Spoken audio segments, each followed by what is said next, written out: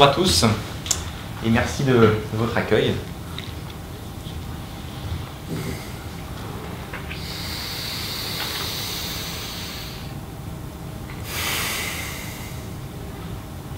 Respirez aussi, vous allez en avoir besoin. D'ailleurs, on va le faire maintenant. Vous allez prendre une bonne assise, vous allez décroiser les jambes, mettre sur votre dossier, vous allez fermer les yeux, vous allez faire exactement ce que je vous dis. On n'est pas dans une secte, je ne suis pas un gourou, vous inquiétez pas. Respirez calmement. Et à mon signal, vous prendrez une profonde inspiration. Allez-y. Tenez. Écoutez. Observez. Ressentez ce qui se passe à l'intérieur de vous. Dans votre corps, dans votre esprit.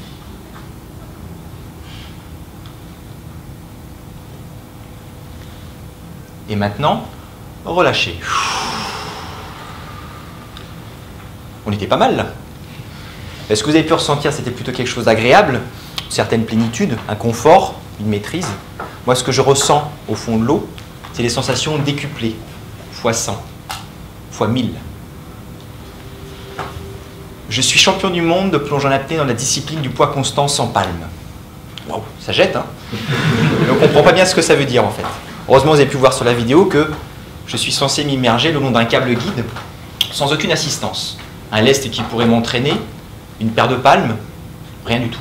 Me tracter à la corde, pas du tout. Je nage, la brasse, je vais à une profondeur déterminée à l'avance, je sais où je vais, et j'en décroche une plaquette témoin qui symbolise ce qu'allaient chercher les premiers hommes il y a déjà plusieurs milliers d'années quand ils s'immergeaient.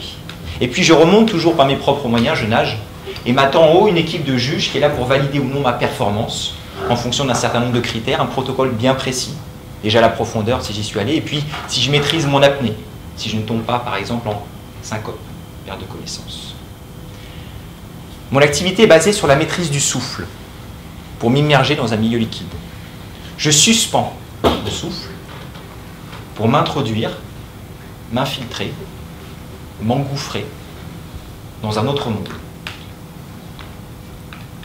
Bien sûr, le corps a besoin de cet apport continu de ce comburant essentiel qu'est l'oxygène pour nos cellules, pour notre organisme.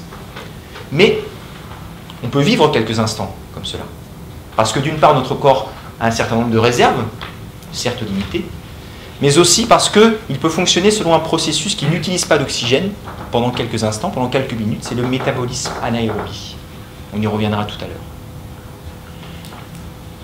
Il y a un certain nombre d'adaptations, effectivement, quand on plonge.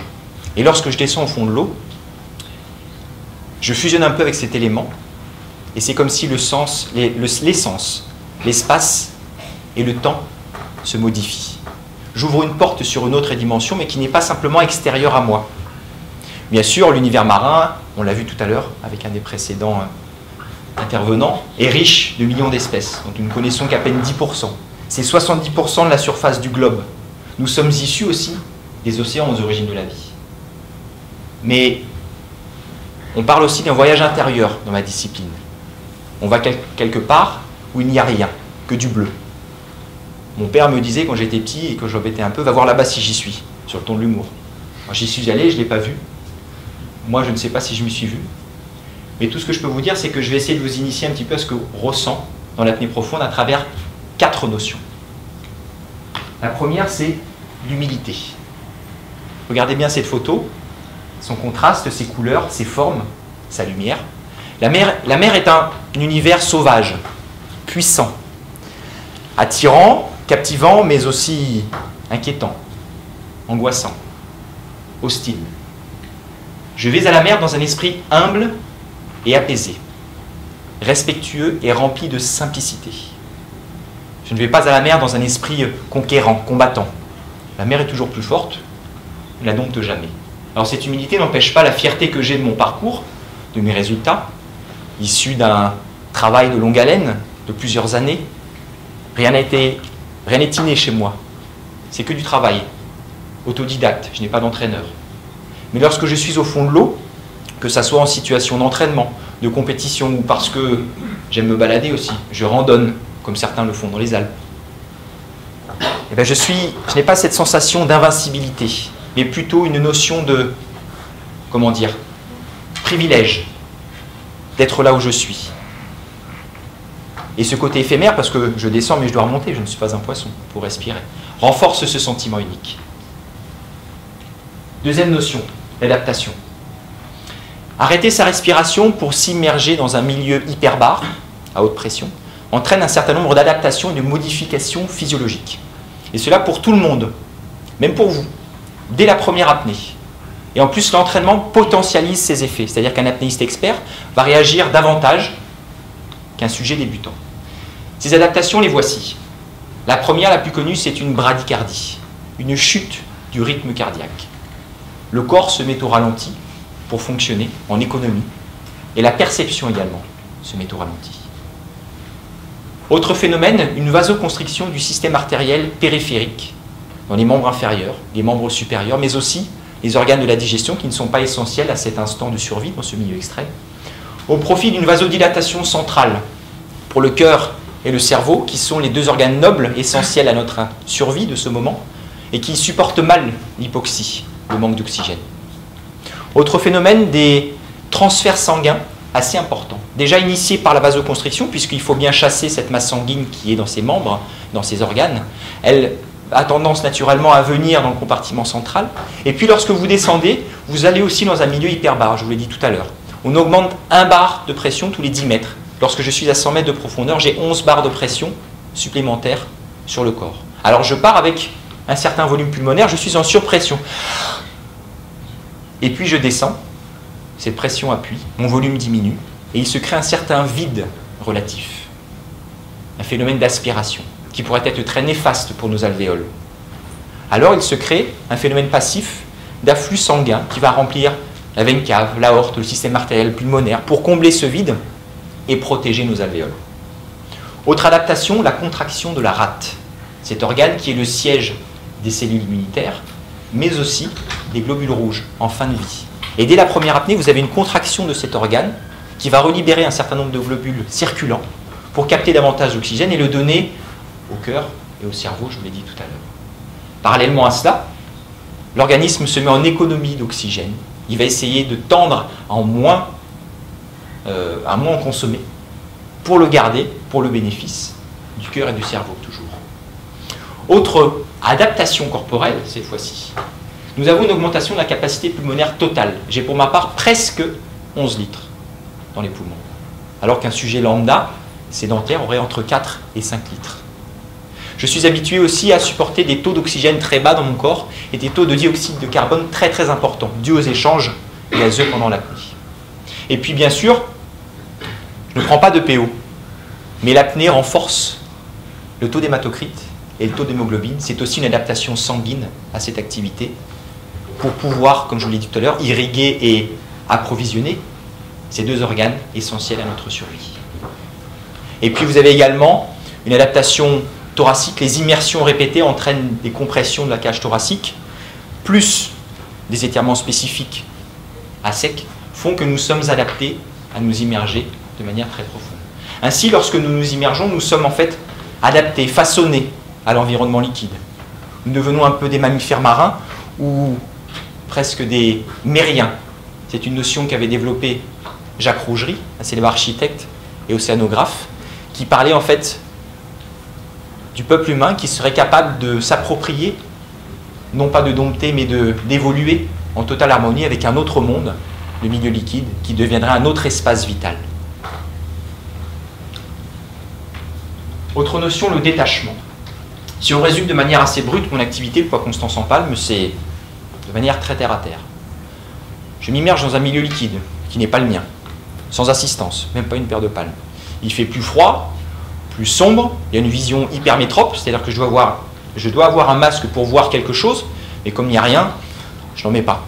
Je suis seul, et puis je suis en apnée, je ne respire pas. Ça ne donne pas vraiment envie d'y aller. Rajoutez à cela un contexte compétitif, je fais une annonce, il y a un juge, il y a un classement, ça fait beaucoup. Et puis l'univers marin, aussi fantastique soit-il, c'est aussi toutes les projections fantasmagoriques de l'homme depuis des millénaires. C'est l'évocation d'un bestiaire réel, imaginaire, des monstres fantastiques, une notion d'engloutissement qui sont clairement à rapprocher à une symbolique de mort, mais aussi de renaissance, de passage vers un autre monde, vers autre chose, une immensité profonde. Et puis l'univers marin, ce sont aussi les mythes et la mythologie, l'évocation de nymphes, de naïades, de dieux, des projections de désir, d'éternité, j'en passe. Alors j'aime bien utiliser cette notion de détachement, mais comme Henri Bergson l'utilise. Alors je vais un petit peu vous montrer ce en quoi consiste. Alors bien sûr, un détachement, c'est une mise à distance, une mise à l'écart par rapport à une situation immédiate, prise de distance affective, émotionnelle. Et Bergson le définit aussi de cette manière, c'est-à-dire une manière de percevoir les choses sans passer par le biais du sens, des mots, du langage, des étiquettes collées sur elles. Et donc c'est un détachement naturel, avec une manière quasi virginale, originelle, de voir, penser, sentir.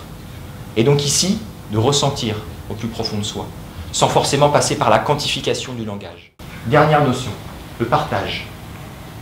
Mon compagnon qui est ici, et qui m'accompagne sur les derniers instants avant une immersion, me tient juste les pieds. Il ne dit rien, mais par ce simple geste, il me permet d'être bien droit dans l'eau, allongé, calme, apaisé, reposé, ce qui me permet de me ventiler calmement, sereinement, avant de basculer de l'autre côté du miroir. L'apnée est un sport individuel pratiqué collectivement. Nous n'existons que par le groupe. C'est une activité à risque, mais nous la balisons au maximum grâce au groupe.